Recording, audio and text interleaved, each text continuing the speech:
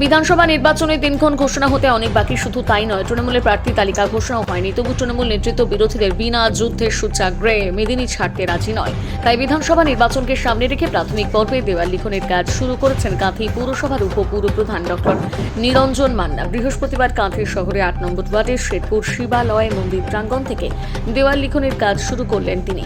তুলির টান দিয়ে নেতৃত্বদের মুখোমুখি হয়ে তিনি তুলির টান দিয়ে নেতা কর্মীদের উৎসাহিত করে দেওয়াল লিখনের কাজ শুরু করেন বলে জানিয়েছেন। সাংবাদিকদের মুখোমুখি হয়ে তিনি কি বলেছেন শোনাবো।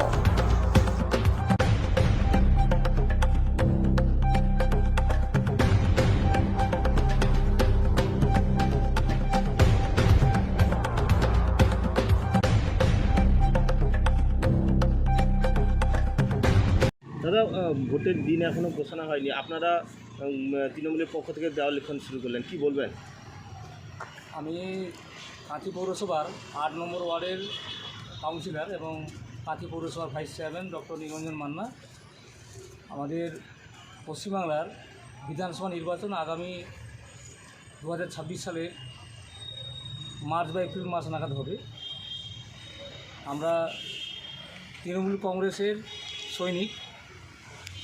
আমাদের মানবিক জনদরদী মুখ্যমন্ত্রী মমতা বন্দ্যোপাধ্যায় অনুপ্রেরণায় এবং আমাদের সবুজ সেনাপতি সর্বভারতীয় তৃণমূল কংগ্রেস সাধারণ সম্পাদক অভিষেক বন্দ্যোপাধ্যায়ের তত্ত্বাবধানে সারা পশ্চিমবাংলাব্যাপী যে উন্নয়নের জোয়ার চলছে, আমরা তার শরিক। এবং আগামী বিধানসভা নির্বাচনে আমরা তৃণমূল কংগ্রেসের একান্ত সৈনিক হিসাবে আমরা এখন থেকেই দেওয়াল লিখন শুরু করেছি, যাতে আমরা যেহেতু সারা বছরই আমরা সাধারণ মানুষের সঙ্গে থাকি, সাধারণ মানুষের সুখে দুঃখে সবসময় থাকি। আমাদের মাননীয় মুখ্যমন্ত্রী মমতা বন্দ্যোপাধ্যায় এবং সবুজ সেনাপতি অভিষেক বন্দ্যোপাধ্যায়ের নির্দেশে আমরা শুধু ভোটের সময় নয়, সারা বছর যেহেতু মানুষের সঙ্গে থাকি, তাই সাধারণ মানুষও আমাদের সঙ্গে সারা বছর থাকে। তাই এখন থেকে আমরা দেওয়াল লিখন শুরু করেছি, যদিও এখনও প্রার্থীর নাম ঘোষণা হয়নি, যেহেতু আমরা সারা বছর মানুষের সঙ্গে থাকি।